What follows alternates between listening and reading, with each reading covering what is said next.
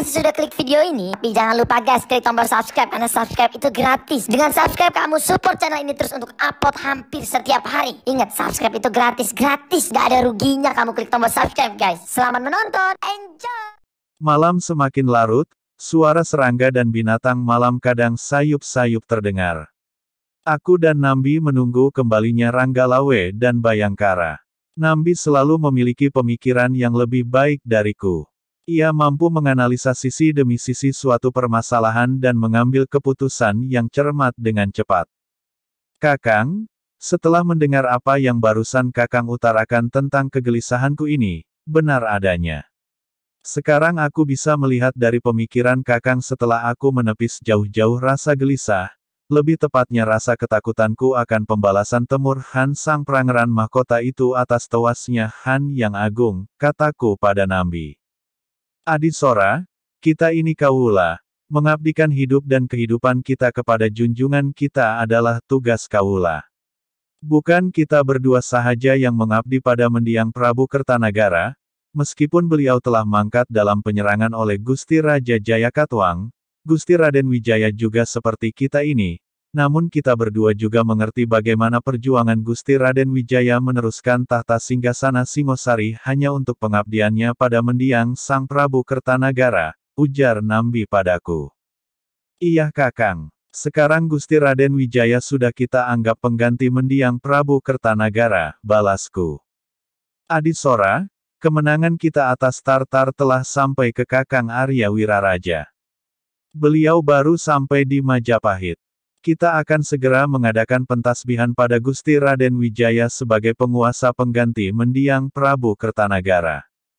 Walaupun selama beberapa pekan belakangan ini, kita sudah memanggil Gusti Raden Wijaya dengan sebutan Sang Prabu Wijaya, namun bila belum ditasbihkan secara sah oleh Kakang Arya Wiraraja beserta para bihu dan para mahamantri, kedudukan Gusti Raden Wijaya hanyalah penguasa kecil di Majapahit ini.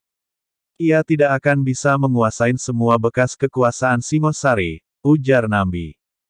Oh Kakang, kapankah pentasbihan Gusti Raden Wijaya, tanyaku. 1 purnama lagi, dimulai dari sekarang, jawab Nambi. Kakang, masih ada yang mengganjal di hatiku ini, kataku. Katakanlah Adisora, balas Nambi padaku. Kakang, bukti nyata kemenangan kita atas Tartar adalah pengakuan secara lisan dari Panglima Wuting setelah ia mengibarkan umbul-umbul kain putih. Sedangkan potongan kepala Han yang agung masih belum kita lihat. Apabila Ranggalawe mendapatkan potongan kepala Han yang agung, menurut Kakang Nambi, tindakan apakah yang akan Gusti Raden Wijaya ambil selaku penguasa Majapahit? Dan apakah Kakang Arya Wiraraja sebagai penasihat Gusti Raden Wijaya akan mempengaruhi Gusti Raden Wijaya dalam mengambil keputusannya? Tanyaku pada Nambi. Nambi menatapku lekat-lekat sebelum menjawab pertanyaanku itu. Adisora, memang selama dalam pelarian kita dari kejaran pasukan Gusti Ardaraja, Gusti Raden Wijaya dan kita semuanya berlindung ke Kakang Arya Wiraraja.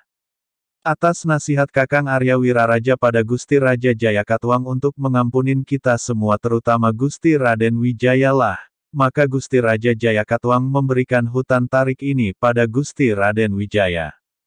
Dan juga atas nasihat Kakang Arya Wiraraja, Gusti Raden Wijaya memanfaatkan armada perang Tartar yang datang untuk merebut kembali Singosari, namun dalam perang apa sahaja bisa terjadi. Kita tidak menyangka Gusti Raja Jayakatwang dan Gusti Ardaraja dipenggal kepalanya di atas geladak kapal Panglima Ikemese.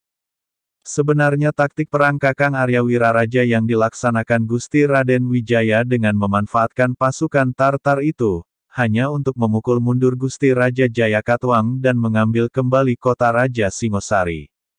Menurut Kakangmu ini, Gusti Raden Wijaya dilindungi dan berkatin oleh Sang Hyang Widiwasa. Hanya dalam waktu tidak sampai 1 purnama, Gusti Raja Jayakatwang Sang Raja Kediri dan Han yang Agung Kubilai Han Sang Kaisar Langit itu, bisa Gusti Raden Wijaya binasakan. Adisora, ini tanda-tanda yang sangat nyata dari Sang Hyang Widiwasa, bahwa tepatlah Gusti Raden Wijaya menjadi Sang Prabu Wijaya, meneruskan tahta Singosari dengan wajah yang baru yakni Majapahit. Kakang Arya Wiraraja adalah kaula Singosari yang pemikirannya melebihi kita berdua.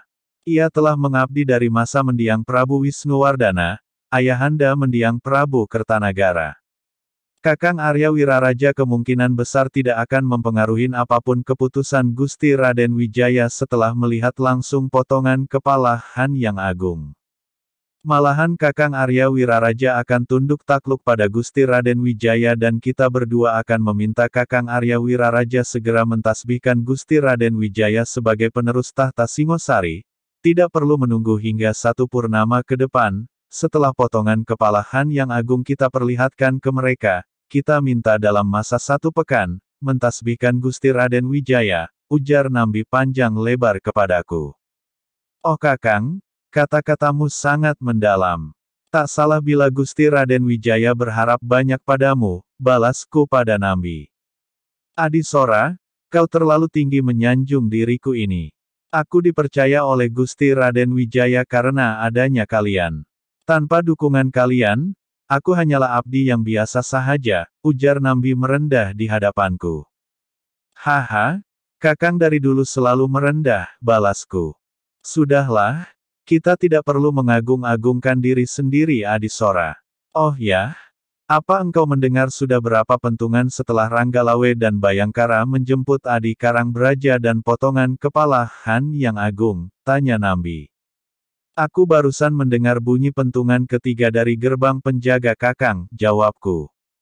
Baiklah, sudah saatnya, kata Nambi. Maksud Kakang apa? Tanyaku penasaran. Yah, sudah saatnya aku mengirim pesan ke Kakang Arya Wiraraja untuk segera ke kediaman Gusti Raden Wijaya dan juga pesan pada para mahamanteri. Adisora, engkau tunggu sebentar di sini, jawab Nambi sebelum beranjak dari tempatnya bersila. Ya Kakang, balasku pada Nambi. Cukup lama aku menunggu kembalinya Nambi. Mungkin ada setengah pentungan. Tiba-tiba dari arah gerbang terdengar suara derap kaki kuda yang memecah kesunyian malam. Tak lama terdengar suara kaki mendarat di permukaan tanah, ringkikan kudanya masih kudengar. Paman Sora, teriak orang yang tadi menunggang kuda itu padaku. Orang itu berjalan agak cepat mendekatiku. Oh Anabrang, kau rupanya, seruku tersenyum. Iya Paman, aku baru mendapat pesan dari Paman Nambi melalui telik sandinya, balas Mahisa Anabrang sembari menjura takjim padaku. Yah Anabrang, rehatlah dahulu bersama pamanmu ini, kataku mengapai Mahisa Anabrang untuk duduk bersila di samping kananku. Baik Paman, balas Mahisa Anabrang. Anabrang, kedatanganmu hampir membuat jantungku copot. Sunyinya malam terbelah oleh derap dan ringkikan kudamu, candaku padanya. Haha, memangnya Paman Nambi di mana, tanyanya. Sebelum aku menjawab pertanyaan Mahisa Anabrang, terdengar seruan dari depan. Aku di sini Anabrang, seru Nambi melangkah mendekati kami berdua. Terimalah sembah sujudku Paman Nambi, seru Mahisa Anabrang menjura takjim pada Nambi. Yah, sudah. Engkau selalu mengolok-olok pamanmu ini, canda Nambi pada Mahisa Anabrang. Beberapa kejap mata kemudian, Paman Nambi, apa ada tugas tertutup untukku? Tanya Mahisa Anabrang tanpa basa-basi. Kami hanya minta engkau temankan kami ke kediaman Gusti Prabu Wijaya. Selebihnya kau tanyakan pada Paman Soramu itu, jawab Nambi menatap ke arahku. Akhirnya sisa waktu setengah pentungan menunggu kembalinya Ranggalawe, aku menjelaskan tentang kepergian Ranggalawe yang membawa pasukan Bayangkaranya mengejar kapal Panglima Ikeme sehingga kembalinya mereka yang mengabarkan tewasnya Han yang agung dan potongan kepalanya pada Mahisa Anabrang.